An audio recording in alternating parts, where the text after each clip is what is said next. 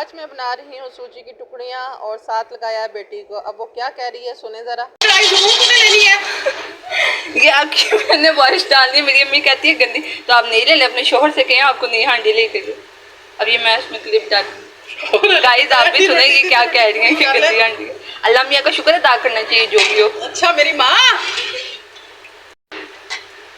ये मेरी अम्मी डाल रही हैं इलायचियाँ तोड़ तोड़ के, मुझे कह रही हैं कि मैं दांतों से तोड़ रही हूँ, ये ना दिखाना क्लिप में।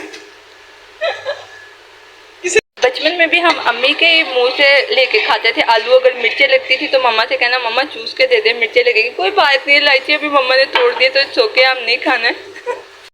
बचपन से बड़े होने तक बच्चे माँ बाप के लिए बच्चे ही रहते हैं। हर काम माँ ही करके देती है। तो आज कहते हैं कि अम्मी ऐसे करती थी, अम्मी ऐसे करती थी।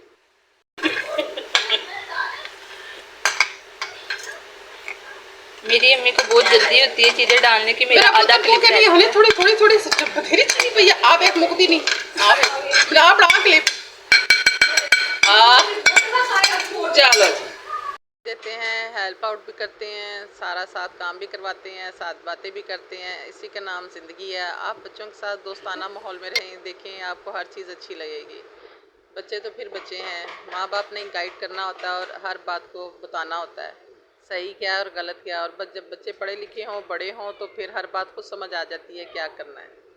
तो आज मैंने जब रेसिपी बना रही थी तो बहुत परेशान किया बेटी ने मुझे, अम्मी ऐसे करें ऐसे करें। फिर मैंने कहती है मामा लाइफ क्या बोलें, लाइफ लाइफ क्या मैं बोलूँ, बोलना इधर से काम उधर से शोर, उधर से बार बार बोलना, डिस्टर्ब हो जाती हूँ। मेरी आदत है कि मैं खामोशी से काम करती हूँ और ये जब दरमियान में मुझे बुला बुला कर परेशान कर देती है बच्ची।